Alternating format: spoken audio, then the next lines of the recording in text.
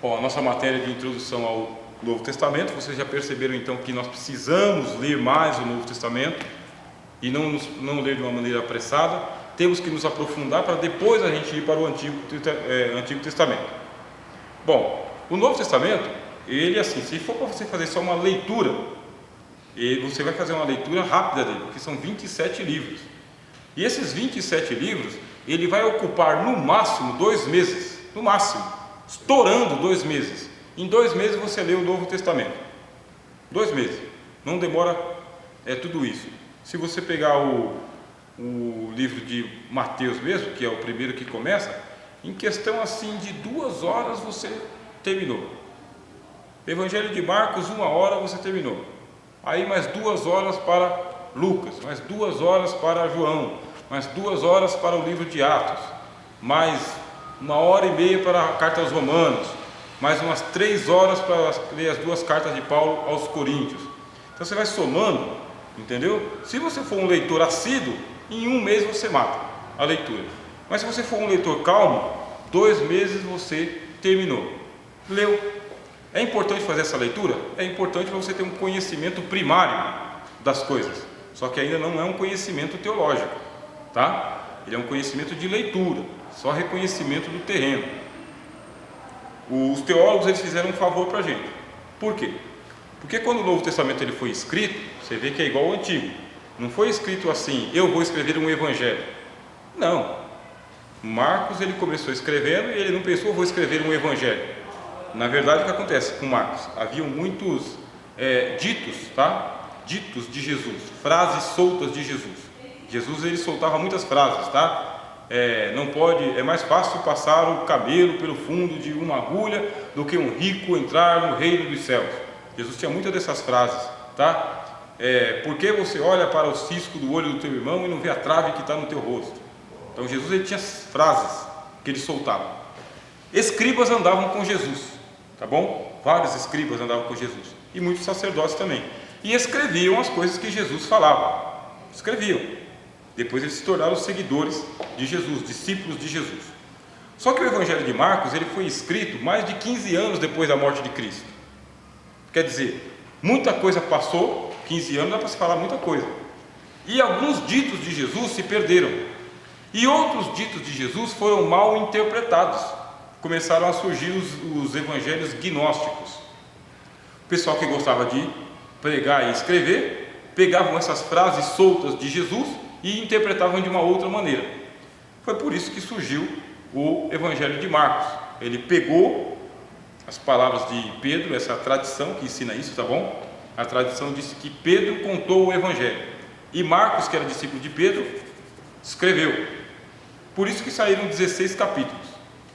Bom, ele foi escrito em grego. Diz que o grego do Evangelho de Marcos não é muito bom, tá? Ele é um grego cheio de erros de ortografia, tem erros de concordância. É uma carta que foi escrita de um filho para uma mãe que não se preocupou muito com as regras de gramática. O importante é que a mensagem chegou lá. Por que ele aparece tão perfeito para nós? Porque foi traduzido para o português, por causa dos teólogos. Os teólogos revisaram o texto. Os teólogos eles colocaram o texto de uma maneira na tradução, tá? Não no original, mas na hora de traduzir os teólogos arrumaram o texto, deixou ele de uma maneira compreensível, porque se fosse colocar o texto de Marcos do jeito que foi escrito, a gente teria uma carta com um monte de erro de ortografia, um monte de frases incompletas, alguns maneirismos. Então fica muito difícil, e é por isso que eu estimulo os irmãos que puderem avançar no estudo, tá? Não parem por aqui, avancem, ocupem todo o tempo que vocês puderem, adquiram gramática de grego, comecem a fazer um curso, mesmo que paralelo, do grego do Novo Testamento. Começa hoje, porque daqui uns 10 anos mais ou menos já está mais ou menos bom, já começa a ler algumas frases assim em próprio grego, mas começa hoje, né? Sem muita, não demora para isso aí não. O que acontece? Marcos foi escrito, ele é tradicionalmente o primeiro evangelho que foi escrito, e para combater o gnosticismo, que ensinava um Jesus diferente daquele que era ensinado em Jerusalém. Ele era um outro Jesus, não era o mesmo Jesus, e os apóstolos tinham responsabilidade de escrever. Só que depois de Marcos, aí vem o Evangelho de Mateus, já melhorado. Por quê? Ele usou as mesmas fontes que Marcos, talvez ele tenha usado até o próprio Evangelho de Marcos, só que Mateus ele é diferente de Marcos, porque ele era um discípulo. Mateus acompanhou Jesus, e ele era um discípulo assim, ele era um alfandegário, um camarada que ele conhecia latim, grego e o hebraico, e ele conhecia as tradições judaicas, ele conhecia a religião judaica e conhecia as leis romanas também. Então você vai perceber um aprimoramento no texto de Mateus. Já tem uma teologia, uma cristologia ali mais apurada. Dá para você ler e pegar muita coisa, um pouco a mais do que você pega em Marcos. Depois surge o Evangelho de Lucas. Só que o Evangelho de Lucas ele surgiu, mas Lucas não era um seguidor de Jesus. Ele era seguidor de Paulo. E não seguiu Paulo a vida inteira, ele seguiu Paulo só alguns anos da vida de Paulo. Da onde foi que Lucas ele pegou as informações? Bom, acontece que o apóstolo Paulo ele foi preso em Jerusalém. Quando ele ficou preso em Jerusalém, ele ficou 2 anos preso. E Lucas era companheiro de Paulo, usou esses 2 anos e foi fazer as pesquisas. E ele se aproximou lá da família de Jesus, Maria, Tiago, que estava vivo ainda, e Tiago, irmão de Jesus, tá? Estava vivo, Judas, Simão, os apóstolos estavam em Jerusalém. Então Lucas ele pegou, colecionou as histórias, colecionou. Já tinha o Evangelho de Marcos, já tinha o Evangelho de Mateus, que estava circulando por ali, tá bem? Por isso que é difícil você falar que Marcos escreveu para os romanos, Mateus escreveu para os judeus, Lucas escreveu para os gregos, porque essa é uma construção teológica. Eles escreveram para todo mundo, tanto é que eles escreveram em grego. Escreveram em grego. Marcos foi escrito em grego, Mateus escrito em grego e Lucas em grego. Muito embora alguns teólogos digam que Mateus é uma tradução do hebraico para o grego. Só que isso aí é uma teoria, tá? Não se confirma. Não se confirma. A teologia do Novo Testamento, ela é unânime em dizer que o Evangelho de Mateus foi escrito em grego e depois traduzido para o hebraico, e não do hebraico para o grego. Lucas escreveu, só que o grego de Lucas é um grego refinado, porque Lucas ele era um leitor dos clássicos gregos, Platão, Aristóteles, Homero, Hesíodo, pessoal da Grécia. Ele lia o pessoal da Grécia, então o grego dele é refinado, o vocabulário dele é mais refinado. O fato do grego de Marcos ser, inferior ao grego de Lucas, não impediu o Espírito Santo de inspirar os dois. O Espírito Santo inspirou Marcos, Mateus e Lucas. Isso não impediu. A teologia está no Espírito Santo e não na deficiência do grego. Não tem problema isso daí. O Jesus é o mesmo. E depois veio o Evangelho de João. O Evangelho de João foi escrito lá por volta do ano 96, 100, 70 anos depois da morte de Cristo, aproximadamente. E aí você tem uma outra cristologia ali, você tem uma outra apreciação. Esses 4 livros eles são chamados de evangelhos. Os 3 primeiros evangelhos sinóticos, quer dizer, que podem ser olhados lado a lado, que são muito parecidos. Por isso que são evangelhos sinóticos. E o Evangelho de João é chamado de o 4º evangelho. E por que o 4º evangelho? Porque ele não é igual aos 3 primeiros. Ele conta coisas que os 3 primeiros não contaram, e ele faz uma releitura das ações de Jesus. João escolheu fatos específicos, quer dizer, ele não ficou baseado em ditos de Jesus, tá? Frases soltas de Jesus.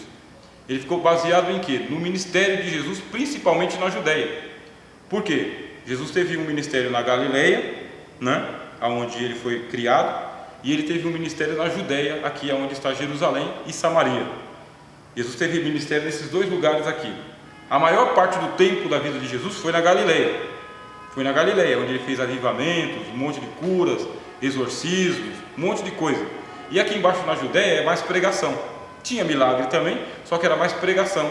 Era mais no templo de Jerusalém mesmo.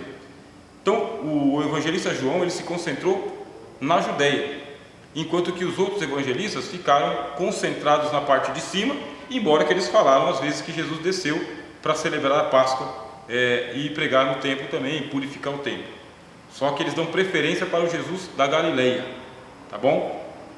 Esses 4 evangelhos aqui começam, tá bem, a Bíblia, mas se fosse para colocar a Bíblia em ordem cronológica, por exemplo, tinha que começar com a primeira carta aos Tessalonicenses, porque foi a primeira carta a ser escrita. O Evangelho de Marcos, ele foi escrito depois. O Evangelho de Marcos, ele foi escrito depois de Tessalonicenses.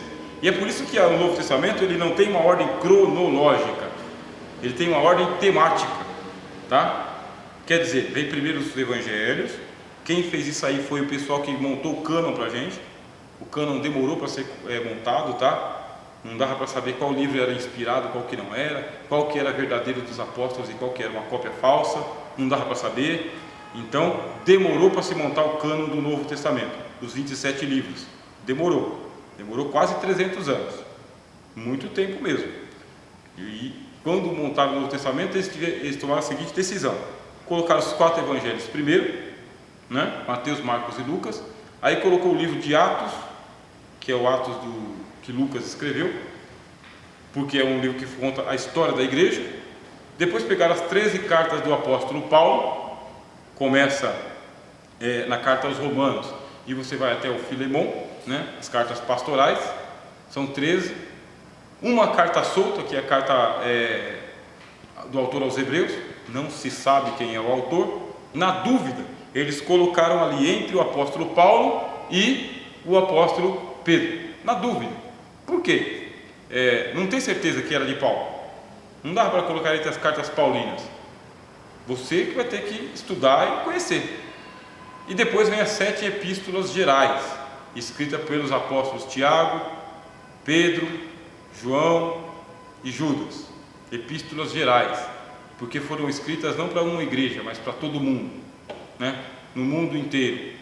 E por último, o livro do Apocalipse, que foi o último a entrar para o cânon do Novo Testamento, porque o pessoal não tinha certeza se ele era um livro autêntico do apóstolo João ou não, porque tinha muitos apocalipses, e esses apocalipses eles eram escritos assim: tinha Apocalipse de Pedro, Apocalipse de Paulo, não se sabia se era o Apocalipse de João apóstolo. O pessoal tinha dúvida, por isso que demorou muito para o pessoal aceitar que ele é um livro inspirado. No final é que ele entrou, mas o pessoal ainda mantém bastante suspeita com o livro do Apocalipse. Pronto, está fechada a biblioteca do Novo Testamento. Agora é só estudar, agora tem que ir atrás.